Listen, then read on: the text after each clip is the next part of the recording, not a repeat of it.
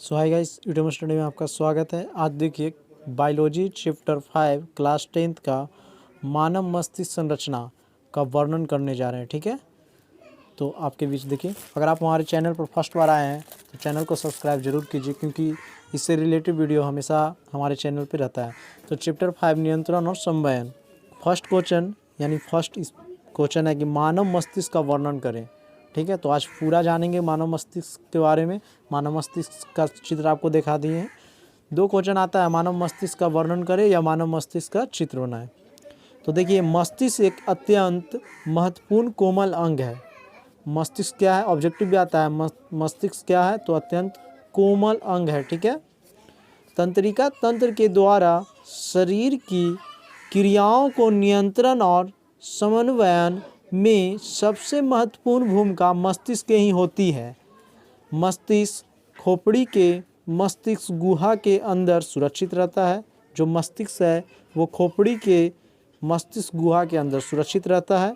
यह चारों ओरों से तंतु में संयोजित ऊतक से घिरा हुआ होता है।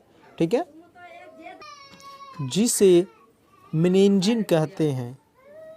मेनिंजिन और मस्तिष्क के बीच सेरिब्रोस्पाइनल द्रव भरा होता है। मस्तिष्क की सुरक्षा और बाहरी आघातों से बचाने में सेरिब्रोस्पाइनल द्रव की महत्वपूर्ण भूमिका होती है। ऑब्जेक्टिव आता है मेरे प्यारे बच्चों कि मस्तिष्क के बाहरी आघातों से सुरक्षा प्रदान कौन करता है, तो सेरिब्रोस्पाइनल द्रव। सेरिब्रोस्पाइनल द्रव देखिए, ये जो होता है संयोजक ऊतक से घिरा हुआ होता है, जिसे क्या कहते हैं, मेनिंजिन कहते हैं। मेनिंजिन और मस्तिष्क के बीच सेरिब्रोस्पाइनल द्रव भरा होता है, जो क्या में काम आता है, मस्तिष्क के सुरक्षा में। मस्तिष्क का आयतन लगभग 1650 मिली होता है तथा औसत भार करीब 1.5 kg होता है। ये काफ़ी बार आ चुका है, 1.5 kg होता है। अब देखिए आगे जानेंगे मस्तिष्क के कितने भागों में बांटा गया है। 3 भागों में बांटा गया है। फर्स्ट है अग्र मस्तिष्क। तो पहला देखिए सेरिब्रम। अब जानेंगे सेरिब्रम का कार्य क्या है। तो यह मस्तिष्क का सबसे बड़ा भाग होता है। इसी में से ऑब्जेक्टिव आता है, क्योंकि यह थ्योरेटिकल क्वेश्चन है। यह मस्तिष्क का सबसे बड़ा भाग कौन है, तो सेरिब्रम। यह संपूर्ण मस्तिष्क को 2/3 भाग में होता है। ठीक है, यह बुद्धि और चतुराई का केंद्र है। मानव में किसी बात के सोचने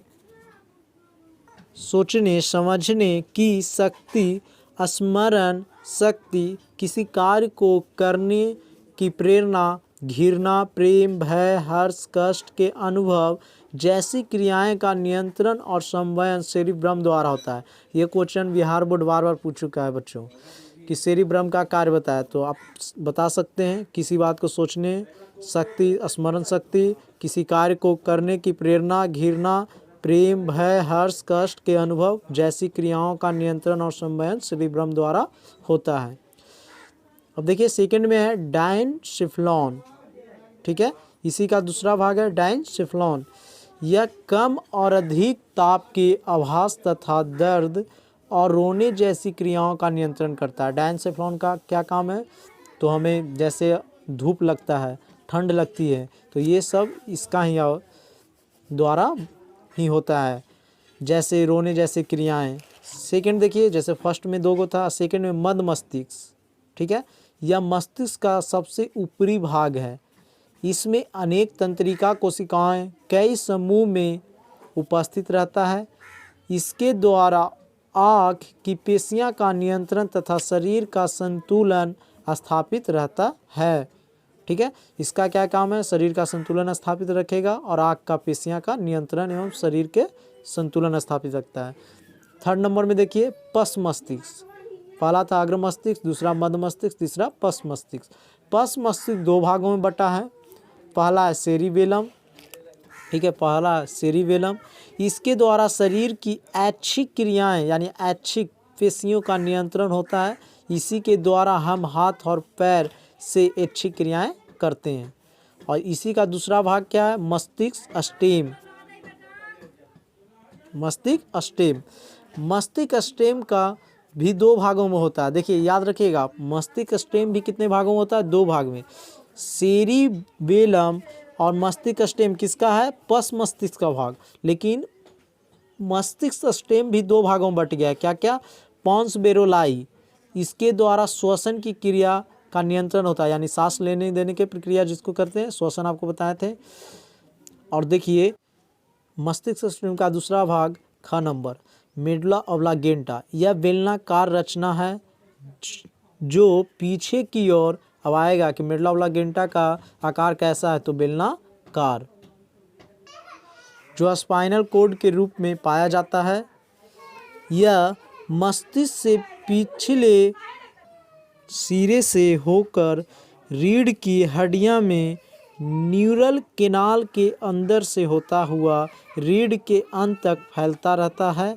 इसी के द्वारा हृदय की धड़कन, रक्तचाप और श्वसन गति की दर का नियंत्रण होता है तथा इसी भाग के द्वारा खांसना, छींकना, उल्टी करना तथा पाचक रसों का नियंत्रण और संवहन होता है। ठीक है, तो ये आपका फुल बता दिए हम आपको। ये अगर आप ये याद कर लेते हैं तो आपको 5 में 5 नंबर आएगा। वीडियो अगर आपको अच्छा लगा हो तो सब्सक्राइब चैनल को ज़रूर करें और दोस्तों के पास शेयर करें। जय हिंद, जय भारत।